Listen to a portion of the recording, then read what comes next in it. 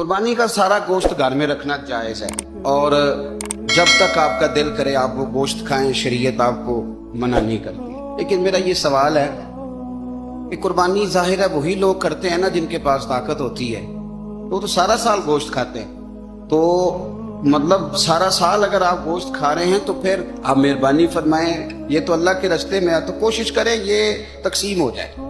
کچھ لوگ شاپر لے کے گوشت لینے آ جاتے ہیں، ان تک میرا یہ پیغام ضرور پہنچائیں کہ ان کے لیے سوال کرنا جائز ہی نہیں۔ شریعت یہ کہتی ہے کہ جس کے گھر میں ایک وقت کا کھانا موجود ہو، صبح کا، اس کے گھر میں کھانا موجود ہے ایک ٹائم کا، اس بندے کے لیے کسی کے سامنے ہاتھ پھیلانا جائز۔ اتنا بھوکا آدمی کہ جس کے پاس اب کھانا ہی نہیں ہے ایک وقت کا بھی، وہ سوال کر سکتا ہے۔ چھوڑیں، سارا سال اگر ہم کسی امیر سے لے کے نہیں کھاتے تو کیا گھر میں ہنڈیاں نہیں پکتی؟ بالکل نہیں سوال کرے گا، قطعاً کوئی ضرورت نہیں، یہ جائز ہی نہیں ہے سرے سے۔ آپ کو کس نے اجازت دے دی خالی گوشت کی خاطر؟ جہاں اللہ تعالیٰ آپ کو مرچ دے رہا ہے، نمک دے رہا ہے، گھی دے رہا ہے، گھر رہنے کے لیے دے رہا ہے، وہ رب کریم 1000 روپے کا گوشت بھی عطا فرمائے۔ اللہ تعالیٰ نے قرآن مجید میں 4 پارے کی پہلی آیت کریمہ ہے، اس میں ارشاد فرمایا کہ لن تنالوا البر حتی تنفقوا مما تحبون، فرمایا تم ہرگز بھلائی کو نہیں پہنچ سکتے جب تک اپنی پیاری چیز راہ خدا میں خرچ نہ کرو۔ ایسا نہیں ہونا چاہیے کہ جس چیز کی طرف انسان کا طبعی میلان نہ ہو، جس چیز کی طرف اس کی رغبت نہ ہو، یا خدا نہ خواستہ جس چیز کی وہ ضرورت محسوس نہ کرے، وہ راہ خدا میں دے دے۔ بلکہ ہونا یہ چاہیے کہ جو چیز اسے بڑی پیاری ہو وہ راہ خدا میں پیش کر دے۔ اگر وہ نیکی کی حقیقت کو پانا چاہتا ہے، رضائے الہی حاصل کرنا چاہتا ہے، اللہ تبارک و تعالی کی مرضی اور منشا کو پانا چاہتا ہے، تو پھر قرآن مجید یہ کہتا ہے کہ اپنی ساری محبتیں اکٹھی کرے اور راہ خدا میں پیش کر دے۔ جس نے اپنی ساری محبتیں، ساری چاہتیں، ساری الفتیں اللہ کے راستے میں پیش کر دی، وہ نیکی کو پا گیا۔ پیاری چیز۔ یہود کے جو علماء تھے ان کے بارے میں قرآن مجید یہ فرماتا ہے کہ یعرفونہ کما یعرفون ابناءہم، اے محبوب علیہ السلام، یہ آپ کو اس طرح پہچانتے ہیں جیسے کوئی اپنے بیٹوں کو پہچانتا ہے۔ اتنی واضح نشانیاں انہوں نے تورات میں پڑھی ہیں، انجیل میں پڑھی ہیں، اتنی واضح کہ جس طرح کوئی شخص اپنے سگے بیٹے کو پہچانتا ہے، یہ اس طرح اے محبوب جانتے ہیں کہ آپ اللہ کے رسول۔ لیکن وہ ہدایت سے محروم کیوں رہے؟ حق جاننے کے باوجود حق قبول کیوں نہ کر سکے؟ حق کی معرفت رکھنے کے باوجود حق کو پا کیوں نہ سکے؟ وہ اس لیے نہیں پا سکے کہ ان کو پتا تھا کہ اگر ہم نبی کریم علیہ السلام کا کلمہ پڑھیں گے نا تو ہم چونکہ اب خود مذہبی پیشوا ہیں، یہودیوں کے رہنما ہیں، قائد ہیں، ہمیں اپنی قیادتیں چھوڑنی پڑیں گی، ہمیں اپنی سرداری چھوڑ کے دروازہ محبوب کی غلامی کرنی پڑے گی۔ انہیں سرداری پیاری تھی، راہ خدا میں پیش نہیں کر سکے تو ہدایت سے محروم رہ گئے۔ لیکن حضرت عبداللہ ابن سلام عالم بھی تھے، پیشوا بھی تھے، مقتدا بھی تھے، شاگرد بھی رکھتے تھے، حلقہ احباب بھی رکھتے تھے، سارا کچھ لے کے حضور کی غلامی میں آ گئے۔ اللہ نے صحابیت کا درجہ دے کے ساری امت کا امام بنا دیا۔ اپنی سرداریاں، اپنی پیاری چیزیں راہ خدا میں خرچ کرنی پڑیں گی۔ حقیقی نیکی کو پانے کے لیے، حقیقی معرفت کو پانے کے لیے، اللہ کی رضا کے حصول کے لیے اپنی محبوب چیز راہ خدا میں دینی پڑے گی۔ کیا ہے یہ قربانی؟ نبی پاک صلی اللہ تعالیٰ علیہ وآلہ وسلم نے ارشاد فرمایا کہ فربا اور خوبصورت جانور راہ خدا میں ذبح کرو، یہ قیامت کے دن اپنے سینگوں اور کھروں کے سمیت آئے گا۔ حضور نے فرمایا یہ پل صراط پر یہ جانور تمہاری سواریاں بنیں گے، پیارے خوبصورت جانور راہ خدا میں ذبح کرو۔ کچھ چیزیں ایسی ہوتی ہیں جن کو ہمارے ہاں بطور رسم لے لیا جاتا ہے کہ ہم نے یہ کام کرنا ہی کرنا ہے۔ ہماری جو بجٹ ہے سالانہ، اس میں کچھ چیزیں شامل ہوتی ہیں، اس میں ہمارے کچن کے اخراجات شامل ہوتے ہیں، ہماری خاندان کا لباس شامل ہوتا ہے، کہیں آنے جانے کے سفری اخراجات شامل ہوتے ہیں۔ اس کے اندر خدا نہ خواستہ خاندان کے اندر کسی کا انتقال ہو گیا یا کسی کا بیاہ ہو گیا تو وہ ہمارے سالانہ اخراجات کے اندر وہ چیز شامل ہوتی۔ تو انہی خرچوں کے اندر بعض لوگوں نے معاذ اللہ قربانی کو بھی شامل کر لیا ہے۔ وہ جب حساب لگاتے ہیں تو رمضان کے وقت ہی کہنے لگ جاتے ہیں کہ 2 مہینے کے بعد پھر قربانی کا بھی ایک خرچ ہے، وہ بھی پورا کرنا ہے۔ تو میرے بھائی، آپ کی جو باقی رسومات ہیں، قربانی اس طرح سے ایک رسم نہیں ہے، یہ آپ کے روزمرہ کے خرچوں میں سے خرچہ نہیں ہے۔ تھوڑی دیر کے لیے غور کر کے دیکھیے گا، ایک وہ سودا ہے جو آپ دکان پہ بیچتے ہیں، ایک وہ سودا ہے جو آپ کا گاہک کے ساتھ تعلق، ایک وہ خاص چیز ہے جو آپ اپنی بیٹی اور بیٹے کو جو آپ تحفہ دیتے ہیں، جو چیز ڈھونڈ کے لاتے ہیں، اس کی نوعیت، خریدتے وقت آپ کے جذبات، پیش کرتے وقت آپ کی کیفیت، ان کو دیتے وقت ساتھ ماتھا چومنا، پیار کرنا اور کہنا دیکھو بھلا میں کیا لایا ہوں۔ آپ کا انداز وہ بتاتا ہے کہ یہ تحفہ کسی پیارے کو پیش کیا جا رہا ہے۔ جس طرح آپ سے کچھ چیز خریدنے آتا ہے اور آپ اپنی دکان پر بیٹھ کر بیچ کر اسے دیتے ہیں، اسی طرح سے آپ اپنے بچوں کو نہیں دیتے۔ وہ آپ کی اپنی دکان کا بھی ہو تو جب آپ ان کو دیتے ہیں تو آپ کے جذبات اور ہوتے ہیں، بلا مثال و بلا تشبیہ۔ باقی سارے خرچے اور ہیں۔ راہ خدا میں قربانی کا جانور پیش کرنا یہ کچھ اور ہے۔ اس کو اللہ کی بارگاہ میں پیش کرنا، اس کا رنگ اور ہے۔ یہ سنت ہے جناب ابراہیم کی، یہ طریقہ ہے مدینے والے محبوب کا۔ 10 سال حضور مدینے میں رہے، ہر سال میرے نبی نے قربانی کی۔ یہ ایک خاص جذبہ ہے، اس کے لیے آپ کا شوق اور ہونا چاہیے، اس کے لیے انداز اور ہونا چاہیے، یہ دیتے وقت طبیعت میں کیفیت اور ہونی چاہیے۔ اس کو آپ روٹین کے معاملات میں نہیں لے سکتے، اس کے لیے آپ کی طبیعت کے اندر ایک خاص قسم کی خوش دلی پیدا ہونی چاہیے۔ تو میرے عزیز، پیاری اور محبوب چیز، لیکن یاد رکھیے گا کسی چیز کی بھی کوئی سمت ہوتی ہے نا۔ آپ نے وضو کرنا ہے تو پانی چہرے پہ بہانا ہے، آپ کو غسل کرنا ہے تو پانی جسم پہ بہانا ہے، آپ کو حج عمرہ کرنا ہے تو سفر کرنا ہے بیت اللہ شریف کا، نبی کریم علیہ السلام کے روضہ نور کا، کوئی بھی نیکی کرنی ہے تو اس کی سمت ہوتی ہے۔ یہ جو اللہ کی راہ میں خرچ کرنا ہے، اس کی سمت ہے۔ وہ سمت کیا ہے؟ خرچ کرنا ہے اللہ کی راہ میں، پر کرنا بندوں پہ ہے۔ نماز پڑھنی ہے تو سمت کدھر ہے؟ نیکی کی سمت ہے نا، کہ یہ انداز ہے نیکی کا۔ آپ نے اللہ کی راہ میں خرچ کرنا ہے تو بھلا کیا معنی ہے اس کا؟ خرچ اللہ کی راہ میں کرنا ہے، پر کرنا کس پہ ہے؟ بندوں پہ۔ جو لوگ حرم شریف جاتے ہیں نا، کعبہ کا طواف کرتے ہیں، انہیں وہ رستہ بھی پیارا لگتا ہے، انہیں وہ گلیاں پیاری لگتی ہیں، کیونکہ وہ سبب بنی ہیں۔ وہ ایک تعین تھا کہ اس طرف سے ہو کے ہمیں رستہ ملا، تعین ملا اور ہم نے بیت اللہ شریف کا طواف کیا۔ وہ رستے پیارے لگتے ہیں۔ آپ مسجد کی طرف چل کے جاتے ہیں، مسجد پیاری لگتی ہے، کیوں کہ یہاں آ کے جماعت سے نماز پڑھتے ہیں، 1 پر 27 کا ثواب ملتا ہے۔ تو آپ نے رضا اللہ کی حاصل کرنی ہے، خرچ غریب پہ کرنا ہے۔ وہ غریب پہ خرچ کر کے رضا اللہ کی ملے گی تو اس کا مطلب یہ ہوا کہ جس رستے پہ چل کے رب ملے نا، وہ رستہ پیارا لگتا ہے، تو لہذا جن غریبوں کو دینا ہے پھر وہ غریب بھی پیارے لگنے چاہیے۔ وہ پیارے لگنے چاہیے کہ یار یہ دیکھو نا، ان کی وجہ سے مجھے اللہ کی رضا مل رہی ہے۔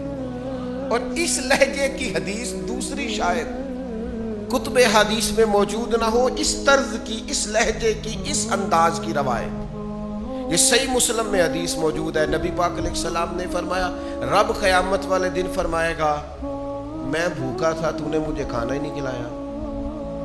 اوئے ہوئے، میں نے کہا اس مزاج کی دوسری روایت ہی نہیں ملے گی۔ میں پیاسا تھا تو نے پانی نہیں پلایا، مجھے کپڑوں کی حاجت تھی تو لباس لے کے نہیں آیا۔ بندہ عرض کرے گا مالک تو کھانے سے پاک، تو پینے سے، جسم جسمانیت سے، تو لباس سے پاک، تو کھانا پینا لباس پہننا تیری حاجت ہی نہیں، تو ان حاجتوں سے بے نیاز ہے۔ تو رب فرمائے گا وہ جو تیرے پڑوس میں بندہ بھوکا تھا تو بندہ تو میرا ہی تھا نا، وہ جو تیرے پڑوس میں بندہ پیاسا تھا تو بندہ تو میرا تھا، وہ جس کو حاجت لباس تھی تو بندہ تو پھر اقبال بول پڑے، کہنے لگے خدا کے بندے تو ہیں ہزاروں، یہ بنوں میں پھرتے ہیں مارے مارے، میں اس کا بندہ بنوں گا جس کو خدا کے بندوں سے پیار ہوگا۔ خدا کے بندے تو اور بنوں میں پھرتے ہیں مارے مارے، میں اس کا بندہ بنوں گا جس کو خدا کے بندوں سے پیار ہو۔ تو غرباء پہ خرچ کرنا ہے، مساکین پہ خرچ کرنا ہے، حصول اللہ کی رضا کا ہوگا، لیکن آپ کو انفاق فی سبیل اللہ کرنے کے لیے، اس تقوی کو پانے کے لیے جس رستے کی ضرورت ہے وہ رستہ غریبوں کی محبت کا رستہ ہے، مساکین کی محبت کا رستہ ہے۔ اور پھر جب خرچ کرنا جو ہے، ایک کام کرنا جو ہے، تو میں نے کئی دفعہ آپ سے عرض کیا ہے تنگ آ کے بھی کام ہو ہی جاتا ہے، اور خوش ہو کے بھی کام، تنگ آ کے بندہ کرے تو تھک جلدی جاتا ہے، خوش ہو کے کرے تو تھکاوٹ سکون میں کر لیتا ہے۔ کام وہی ہے، آپ اس کا مزہ لے کے کریں، آپ اس کا سرور لے کے کریں، آپ اس کا ذائقہ لیں، آپ کا کام آپ کا شوق بن جائے، آپ کا کام آپ کی لگن بن جائے، وہ تھکائے گا نہیں، وہ لطف دے گا، اس کے اندر آپ کو محسوس ہوگا کہ خوبصورتی پیدا ہو گئی ہے، لذت آنے لگ گئی ہے۔ قربانی کرنی تو ہے، میرا خیال ہے جس سے خریدنے جائیں اس سے بھی نہ ہی لڑیں تو بہتر ہے، اور میرا خیال ہے کہ گھر میں لا کے بھی غصہ نہ ہی کرے تو بہتر ہے کہ انہیں اتنے پیسے قربانی تے لگ گئے گا۔ اور پھر یہ کہ جب آپ ذبح کریں تو ذبح کرنے والے کے ساتھ بھی اگر لہجہ میٹھا ہی ہو تو میرا خیال ہے کریں گے، لینے آنے والے بھی بعض اوقات تنگ کریں گے، لیکن اگر انداز خوبصورت ہی ہو تو میرا خیال ہے زیادہ بہتر ہے۔ اور دیکھیں نبی پاک صلی اللہ تعالیٰ علیہ وسلم بات کر دیتے، لیکن بات کے اندر اس قدر جاذبیت پیدا ہو جاتی کہ لفظوں کو گویا حسن مل جاتا، حضور بولتے تو جیسے جملوں میں خوشبو پیدا ہو جاتی، جیسے الفاظ کو اندازہ ہوتا کہ ہماری بڑی قیمت ہے۔ المعجم الکبیر میں امام طبرانی نے سرکار کا فرمان لکھا ہے، کریم محبوب علیہ الصلوۃ والسلام ارشاد فرمانے لگے خوش دلی سے قربانی کرنا، جو خوش دلی سے قربانی کرے گا اس کی قربانی اس کے اور جہنم کے درمیان حجاب بن جائے گی، پردہ بن جائے گی، روک بن جائے گی۔ خوش دلی والی قربانی بندے کو دوزخ میں جانے نہیں دے گی، لیکن حضور نے خوش دلی کی شرط لگائی ہے۔ کس کی شرط لگائی ہے؟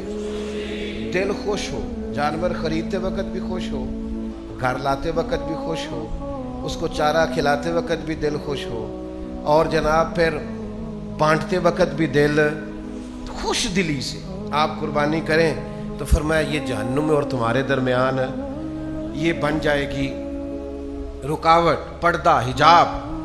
پھر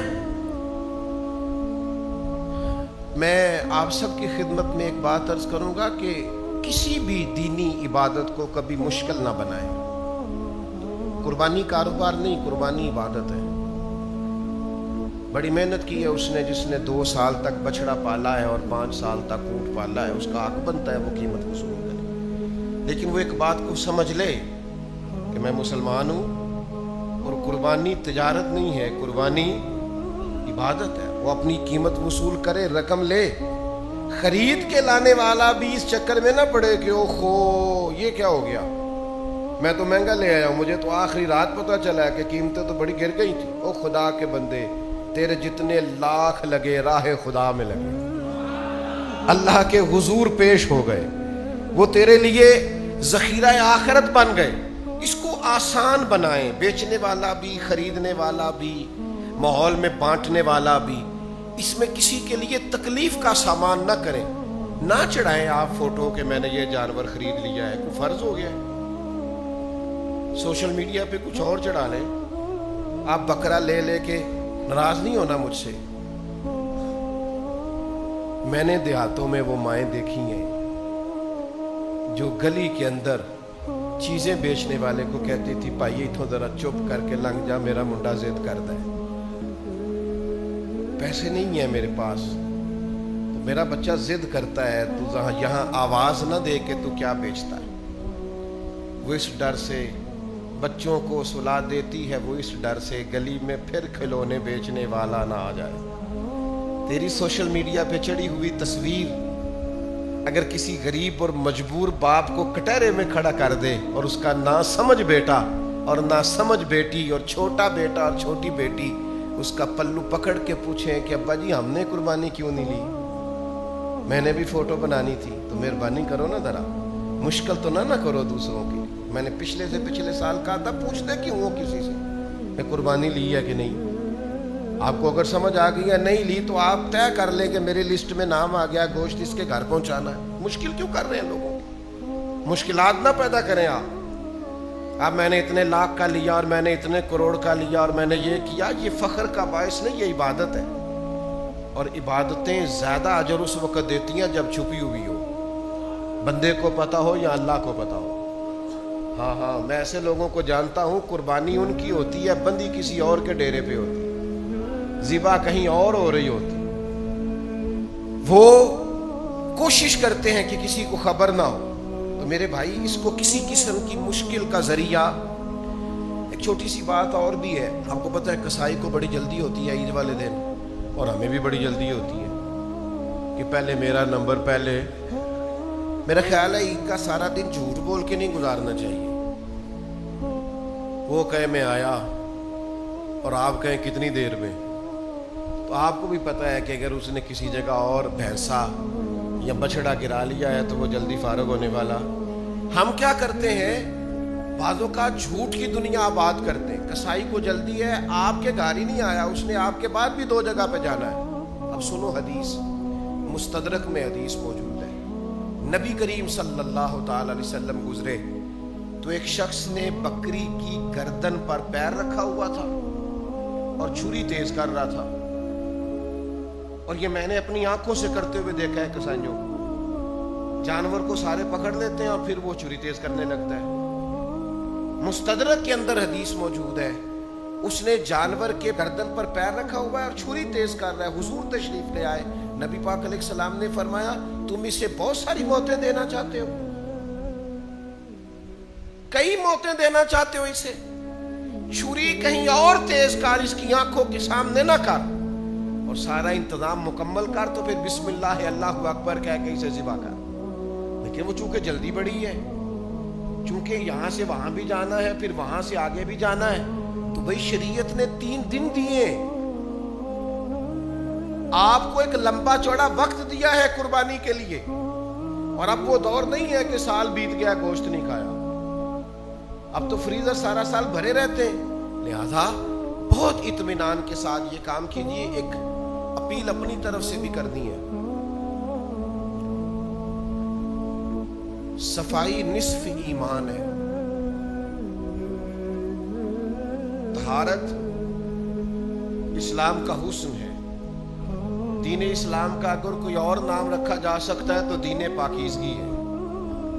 یہ صاف ستھرا دین ہے. ہر نماز کے لیے تازہ وضو کرنے کا کہتا ہے, یہ اجلے لباس کی بات کرتا ہے, یہ خوشبو کو سنت کہتا ہے, یہ مسواک کی محبت دلاتا ہے.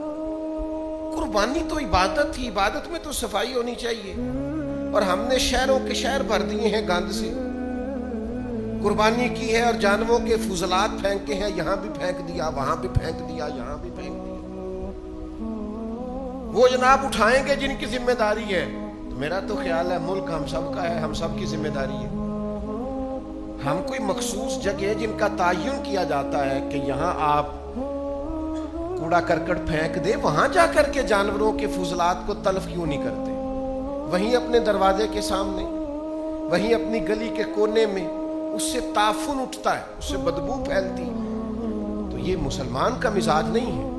کوشش کریں کہ قربانی بھی ہو, اور عبادت تو بات ہی جو کہ صفائی کی کرتی ہے, تو اس کے ساتھ ساتھ صفائی اور طہارت کا بھی خیال ہو, پاکیزگی کا بھی خیال ہو. پھر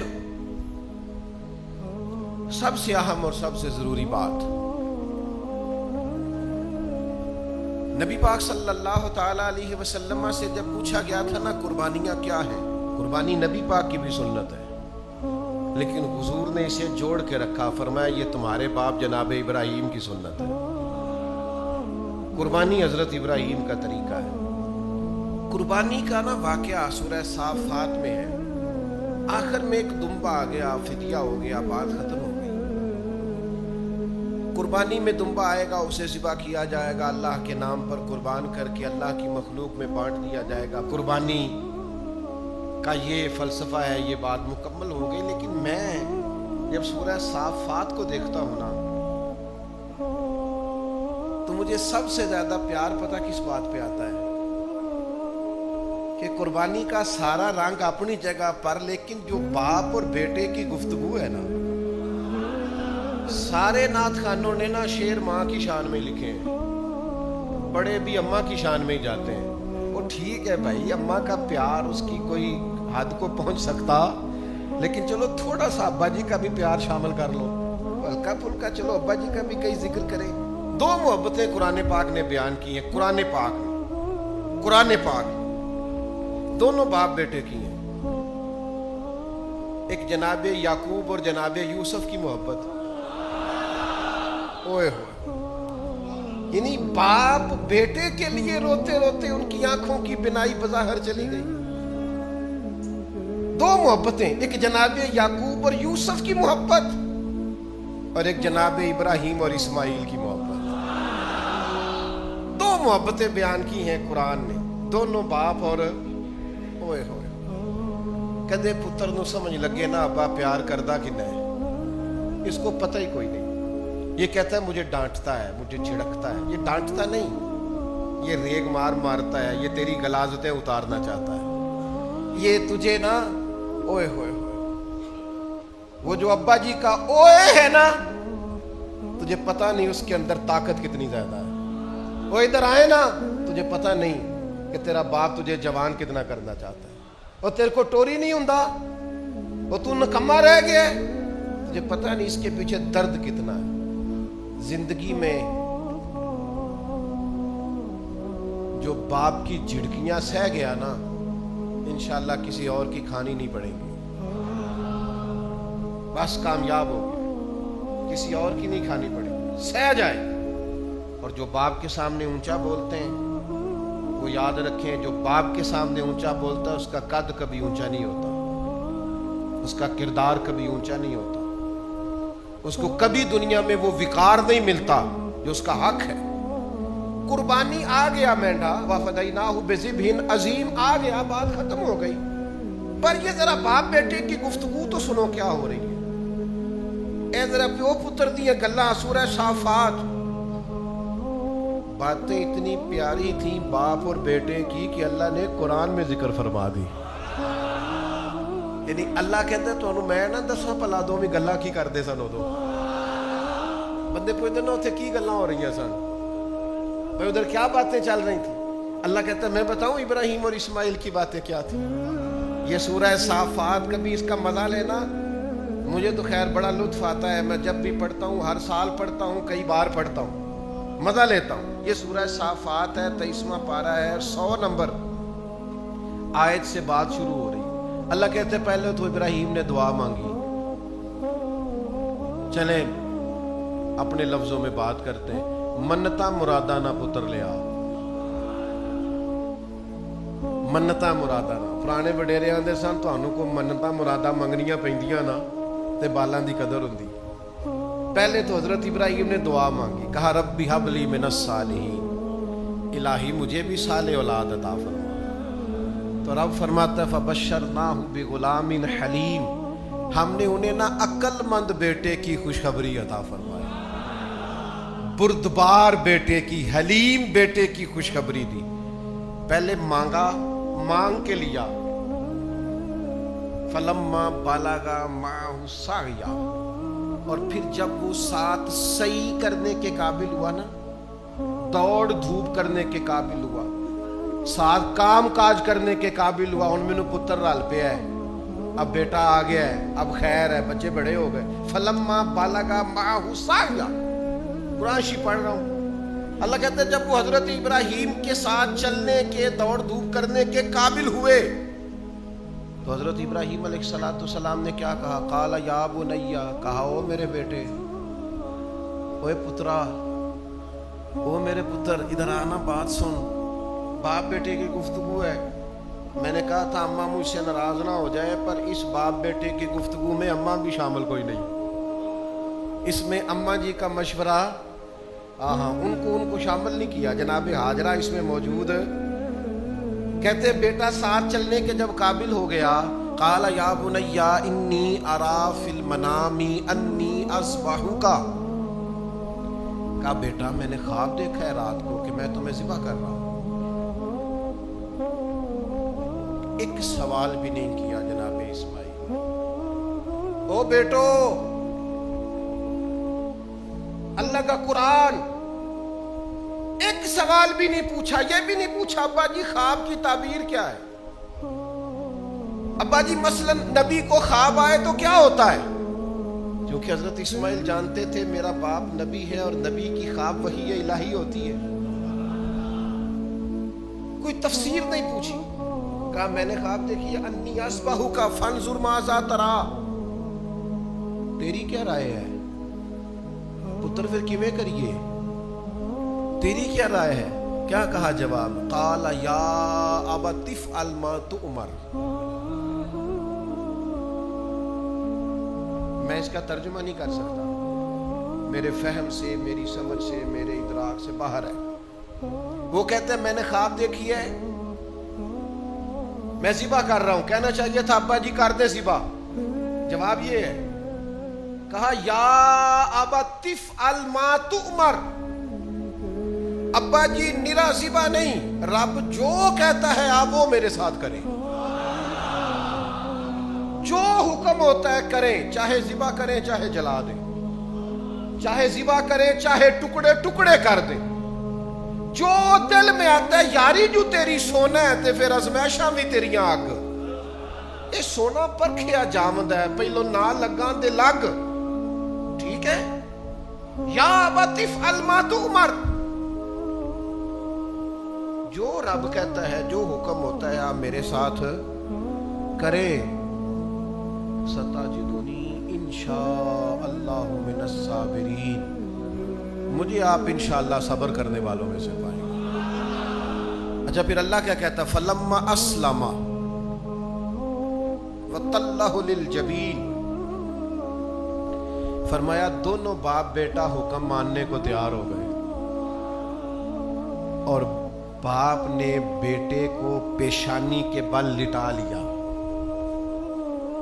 یعنی پوری تیاری ہو گئی, چھری آ گئی, سامان مکمل ہو گیا. اچھا یہ میں نے کہا قربانی کا فلسفہ اپنی جگہ پر, جو گفتگو ہے نا باپ بیٹے کی, یہ جو چند جملے ہیں ان کی رانائی دیکھیں, کہ جو حکم ہوتا ہے کریں. فلما اسلم وتلہ للجبین, اللہ کہتا ہے وہ تیار ہو گئے تھے دونوں,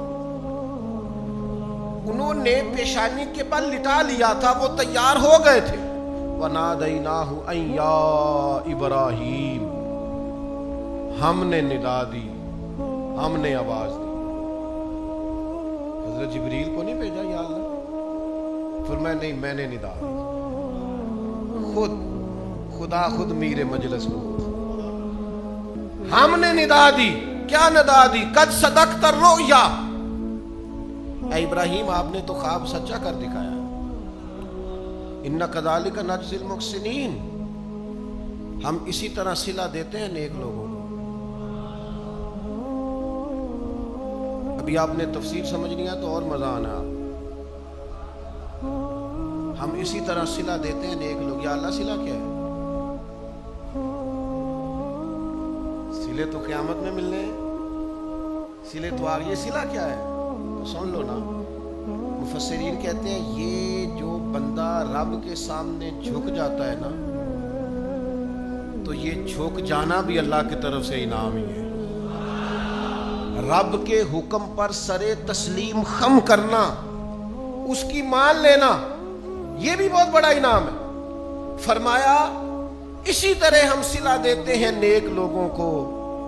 اِنَّ هَذَا لَهُوَ الْبَلَاءُ الْمُبِينُ. فرمایا بے شک یہ بہت بڑی آزمائش تھی. وَفَدَيْنَاهُ بِذِبْحٍ عَظِيمٍ. تو ہم نے نا ایک ذبح عظیم کا فدیہ دے دیا. اللہ نے فدیہ دے دیا. کوئی کسی کا صدقہ دیتا ہے, کوئی کسی کا صدقہ دیتا ہے. رب کہتا ہے میں نے فدیہ دے دیا. ایک دمبا بھیج دیا. وَتَرَكْنَا عَلَيْهِ فِي الْآخِرِينَ. اور بعد والوں میں سے باقی رکھا. قیامت تک اس کا ذکر ہوتا رہے.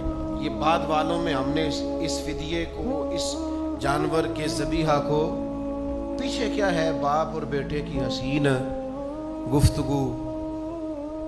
اگلی جو آیت ہے نا اس نے اس صلے کو اور مضبوط کر دیا. فرمایا ہم نے بعد والوں میں اسے باقی رکھا اور فرمایا سلام علی ابراہیم. سلام علی ابراہیم. کائنات کا مالک رب کہتا ہے سلام ہو ابراہیم, سلام ہو ابراہیم, سلام ہو. کوئی دیتا ہے نا کسی کو 21 توپوں کی سلامی, کوئی دیتا ہے نا کسی کو گارڈ آف آنر, کوئی دیتا ہے نا کسی کو کسی رنگ میں سلامی. اللہ کا قرآن کہتا ہے سلامی ہو جناب ابراہیم کے لیے. اس لیے کہ اللہ کے حضور سر تسلیم خم کرنا یہ اصل کامیابی. میں آپ کی خدمت میں عرض کروں, قربانی بھی رب کا نام ماننے کا نام ہے, اس کا حکم ماننے کا نام. تھوڑی سی للہیت اور قلبی کیفیت اس لحاظ سے مضبوط کریں. پہلے بھی مسئلہ عرض کیا تھا, پھر عرض کرتا ہوں. قربانی کا سارا گوشت گھر میں کھانا جائز ہے. آپ کے بچے زیادہ ہیں سارا کھا لیں, اور جس طرح سارا گھر کھانا جائز ہے نا اس طرح سارا بانٹ دینا بھی جائز ہے. یعنی اپنی مرضی کا جائز ہمیں قبول ہوتا ہے, دوسرے والا بھی سارا بانٹتے ہیں آپ, کوئی عرض والی بات نہیں.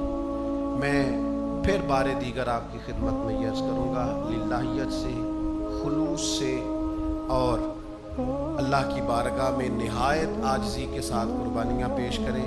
اللہ تبارک و تعالی ہر ایک کی قربانی اپنی بارگاہ میں قبول کرے.